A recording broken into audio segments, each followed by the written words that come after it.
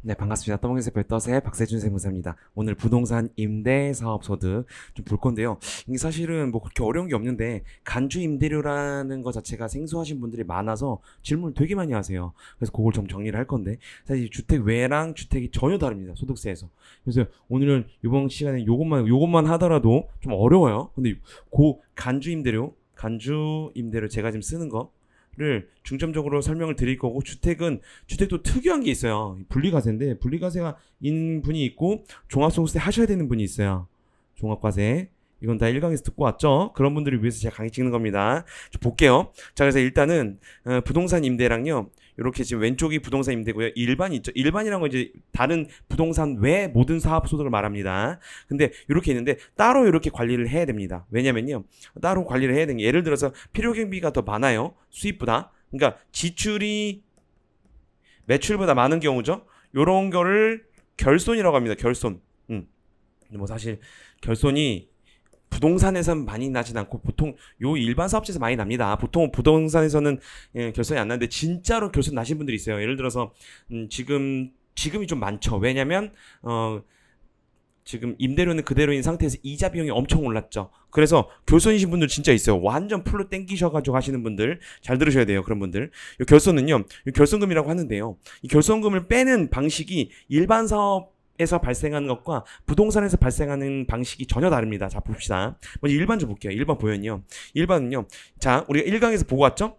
이자 배당 사업근로 연금 기타를 종합소득 금액으로 만들어서 신고한다고 했잖아요. 자, 그럼 여기서 봅시다. 여기서 지금 결손이 났어요. 결손이 났으면 마이너스잖아요. 마이너스 금액이 있으면 이 순서대로 근로 연금 기타 이자 배당 순으로 깝니다. 그러니까 어차피 우리는 하나의 종합소득 금액을 만들어서 신고한다고 말씀드렸잖아요. 그러니까 여기서 마이너스가 나면 여기서 깔 수 있는 거예요. 요 순서대로 제 화살표. 그래서 1번, 2번, 3번, 4번이죠. 금융소득이. 이렇게 하면 돼요. 이렇게 하면 되는데 깔 수가 있어요. 그런데 지금 부동산 임대 있죠. 부동산 임대 중에서요. 주택 왜 볼게요. 주택은 제가 좀 따로 설명을 드려야 된다고 말씀을 드렸고 주택에 보면요. 여기서요. 요 사업소득 주택 외 그러니까 보통 이제 상가겠지 대부분. 그죠? 요 상가는요. 사업소득은 여기 만약에 마이너스가 났어요. 마이너스가 나도 이거 질문하신 분이 있어 진짜 종소득 신고할 때. 마이너스는요. 못 가. 이거를. 다른 소득에서. 반드시 여기서만 까게 돼 있습니다. 그러니까 만약 남았어. 그럼 그냥 2월 되는 거예요. 2월. 하고 남았어. 마이너스가 내년으로 2월 되는 건데 그 2월조차도 여기서 안 까고 여기서만 깔 수 있습니다. 거기 막아놓은 거야, 막아놓은 거. 됐죠? 그렇게 해서 사실 부동산을 별로 좋아하지 않아요, 세법이. 그렇기 때문에 다 막아놓은 거예요. 이유 없습니다. 부동산 임대 좀 볼게요. 수입이 이제 임대료가 있고 간주 임대료 우리가 오늘 좀 중점적으로 제가 한 10분 안에 끝내려고 제가 항상 노력을 해서 조금 말이 빠른 건 좀 양해 구할게요. 그걸 좀 댓글 가끔씩 제가 보면은 좀 불만을 가지시는 분들이 계시는데 어쩔 수 없습니다. 저도 생각이 있어요. 죄송하고요. 관리비 보면 임대료 볼게요. 임대료는 매달 받는 월세죠. 이거는 주택 외든 주택이든 똑같아요. 봅시다. 이거 받으면 되는 건데요. 여기서 이제 하나가 있죠. 선수금으로 좀 받을 때 좀 문제가 생겨요. 초월산입, 말월불산입이라는 건데 이건 실무에서 거의 일어나긴 합니다. 어떤 회사가 다른 임대 직원들을 위해서 한 방에 주는 경우는 있어요. 그런 거 말고 사실 여러분 저도 사무실 임대하는데요. 그걸 누가 먼저 줘 바로. 그죠? 임차인이 누가 먼저 바로 주겠어요. 그죠? 근데 그래서 실무에서 많이 나오진 않지만 나오긴 하는데 봅시다. 뭐 선수 해가지고 이게 이렇게 2년이다 이렇게 되면요 제가 간단하게 보자는 거예요. 뭐 X1년 9월 17일부터 X3년 9월 16일까지 선수금 24,000원 받았다. 그럼 초월 산입 말월 불산이 뭐냐? 9월 17일은 1일이 아니기 때문에 17일이 벌써 지났죠. 그렇다 하더라도 9월 전체를 다 잡고요. 왜냐면 제가 빨리 들린 이유는 많이 안 나오기 때문이에요. X3년 9월 16은 이미 9월에 초월에 산입을 했기 때문에 말은 불산입하자는 겁니다. 됐죠? 그래서 이렇게 보면 이렇게 나누자는 거예요. 그래서 많이 나오진 않으니까 패스하고요. 됐어. 요 정도 설명드리면 됐고 문제는 간주 임대료죠. 자, 간주 임대료 보면요. 자, 간주 임대료 좀 떼고 봅시다. 간주 임대료예요, 임대료. 자, 임대료가 아니야. 임대료가 아닌데 회계에서는 임대료가 아니에요. 완전 아예 아니야. 실상에서는 아니야. 근데 세법에서는 간주하겠다는 겁니다. 임대료로. 이게 뭘까요? 의지랑 똑같은 말인데. 자, 실제 임대료가 아닙니다. 근데 임대료를 그냥 간주해버리겠다는. 어디서? 세법에서. 자, 그래서 볼게요. 무슨 말이냐. 자, 요거 이제 보증금에다 정기예금 이자율. 그래서 정기예금 이자율 같은 게 요건 제가 지금 삭제하고요. 요거 아니고 뒤에 가서 다 설명드리겠습니다. 바뀌었어요. 자, 임대료 가서 취지 보면요. 자, 어떤 이제 부동산 임대업자가 있어요. 근데 어떤 임차인으로부터 보증금을 받습니다. 지금 전세 사기 지금 엄청 터지고 있죠, 우리나라 지금. 그죠?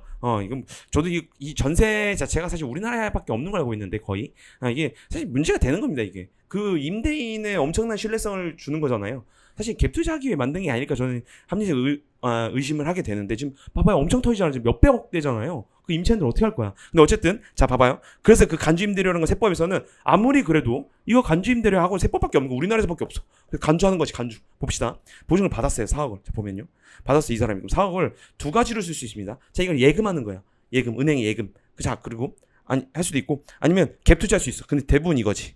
대부분 이거지. 이것 때문에 사실 전세가 있다고 저는 생각을 하는데 봅시다. 예금을 하면요 거기서 소득이 발생해요. 이자가 발생하겠지.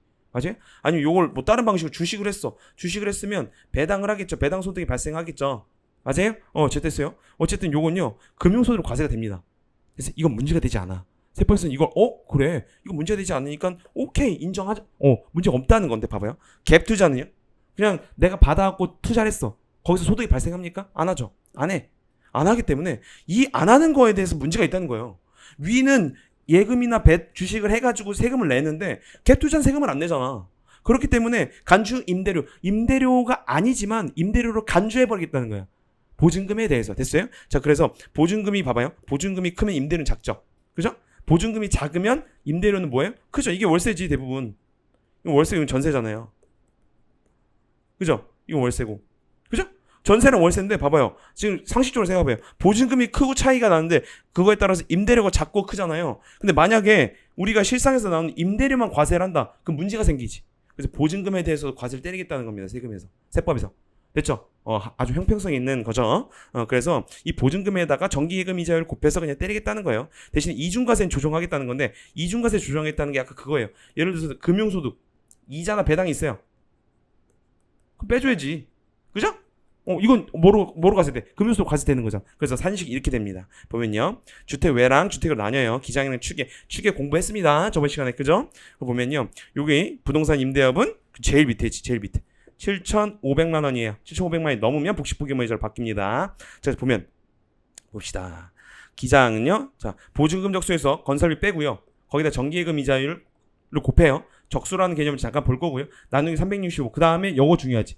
요 금융수익을 빼죠. 왜? 이렇게 일단 계산하고요. 만약에 갭 투자한 사람이야. 갭 투자한 사람이 여기까지만 있겠지. 근데 갭 투자 아니고 만약에 실제로 은행 예금했으면 금융수익이 있겠죠. 그 사람들 빼주겠다는 거야. 이중과세를 조정해주겠다는 거예요. 이해갔어요? 요게 중요하지. 요게 있으니까 갭 투자를 결국엔 요거를 빼면 갭 투자만 요게 내겠지. 요만큼 내겠죠. 이해가요? 그래서 여기 있는 겁니다. 기장일 땐. 그죠? 그래서 보면요. 이렇게 해서 적수란 개념을 좀 공부를 좀 해야 되는데 봅시다. 적수는요. 그냥 이거예요. 일수라고 생각하면 일수. 언제부터 언제까지. 자, 예를 들어 X1년 1월 1일부터 X1년 1년이죠. 365일이죠. 그죠? 오케이. 그럼 X1년 1월부터 6월 30일은요. 적수가요. 181일입니다. 그리고 X1년 왜 X로 돼 있지? 이게 오타인데. X1년 7월 1일부터 12월 31일까지는 184일이에요. 그래서 상반기는 181일이고요. 이 상식이에요, 상식. 하반기는 184일입니다. 그래서 두 개 합쳐서 365일이 되는 거예요. 됐죠? 어쨌든 그게 일수라는 거예요, 일수. 간단하죠? 그래서 보면 X는 7월 1일부터 12월 31일까지다. 그럼 184일이 되는 겁니다. 죄송합니다. 이거 못하네요. 6월 1일부터 12월 30일까지면 184일에다 30일 더하면 되는 거지. 184일. 이렇게 되는 거죠? 그래. 일수는 그 날부터 언제까지 일수를 말하는 게 적수예요. 됐죠? 되는 거예요. X1년 1월 1일부터 7월 30일이다. 그러면 181일 더하기 31일 해서 며칠이 되는 거예요? 212일이 되는 거죠. 그죠? 이런 게 적수라는 개념이에요. 적수니까 일수로 그냥 곱하는 겁니다. 왜? 365로 나눌 거니까. 됐죠? 건설비는요. 건물의 취득 원가랑 자본적 지출이에요. 자본적 지출은 이제 그 건물이나 상가에 필요한 수선비가 아닌 걸 말합니다. 요 정도까지만 설명해 드릴게요. 대신 토지는 안 들어가. 토지는. 그래서 보통은 요게 크기 때문에 이 간주임대료가 안 나오는 경우도 많아요. 근데 이게 작으면요. 보증금 적수가 많아버리면 간주임대료 나오겠지. 그죠? 그래서 360을 나누고 금융수익을 뺀다는 겁니다. 이건 이자랑 배당 아까 설명을 드렸죠. 그래서 이자랑 배당이 이자 나오기 때문에 금융소득으로 과세되고 갭투자는 과세가 안 되기 때문에 결국엔 얘를 과세하려는 게 목적인 거예요. 됐죠? 이중과세 조정이라고 말씀드리고 한번 예를 들어볼까요? 어떤 사람이 보증금 4억을 받았어요. 임대인이. 근데 건물 취득가 2억이에요. 그럼 여기서 갭투자 2억이 이제 나왔죠. 그죠? 4억 곱하기 365 곱하기 2억 곱하기 365 1년이라 쳤을 때 정기예금 이자율은 22년 같은 게 1.2고요. 23년도에 좀 이자율이 올랐죠? 2.9로 올랐어요. 어쨌든 뭐 요건 됐고 뭐 22년 걸로 보면 1.2 곱하고 나누기 365 하고 그다음에 이자수기 이 사람 1,000만 원이 있네. 빼버리면 빵이에요, 빵. 됐죠? 낼 게 없어 대부분. 근데 간주임대료가 나오는 사람들도 있다는 겁니다. 그래서 질문들 많이 하세요. 그래서 찍는 겁니다. 그래서 이렇게 하면 되는 건데요. 추계는요 장부를 하나 더 기입 안 한 거야. 그럼 추정하에 계산한 값이죠. 여기서는요 건설비 적설 금융수익 인정 안 해 다 그냥. 왜? 기장을 하는 사람들한테 유리하게 해주기 위해서 추계는요 그냥 간단하게 하는 겁니다. 사실 이게 더 불리하죠. 볼까요? 이렇게 되는 건데 똑같은 예를 가지고 보면 요걸 인정 안 하는 거예요. 제가 빨간 줄로 큰 거. 됐어요? 그렇게 되면 4억 곱하기 365 곱하기 1.2 나누기 365 그냥 365 그거가 없어지는 거고 그죠? 하면은 480만 원이요. 아까 기장을 했을 경우에는 빵인데 기장을 안 함으로 인해서 똑같은 예시인데 480만 원이 생겼죠. 그러니까 장부를 기입하라는 겁니다. 됐죠? 봐봐요. 아까 0이었잖아요. 그죠? 비교해보면. 그래서 장부를 기입하는 게 유리하겠죠. 부동산 임대 사업자는 건설비 적수랑 금융수익을 빼주기 때문이나 됐습니다. 근데 이 주택은요, 요렇게 산식이 돼요. 요건 지금 제가 설명드릴 수 없어요. 요거랑 요거를 지금 다 공부를 해야 되고, 각각 여기 들어가는 거, 그 다음에 요 금융수익은 똑같은데, 요거 들어가는 거에 주택수 계산, 이런 게 비과세까지 다 공부를 해야 됩니다. 그래서 요번 강의에서 안 할 거고요. 다음 강의에서 찍어 드릴게요. 이거 넘어갑니다. 관리비 같은 경우에는 뭐 요런 건데요. 실질적으로 관리비가 더 많이 초과돼서 받은 거를 넣겠다는 거예요. 실질관리비. 됐죠? 이렇게까지만 설명드리고, 요거 이제 다음 시간에 요거 주택에 대해서는 공부하도록 하겠습니다. 네, 넘어해주세요. 떠세 박세준 세무사였습니다. 감사합니다.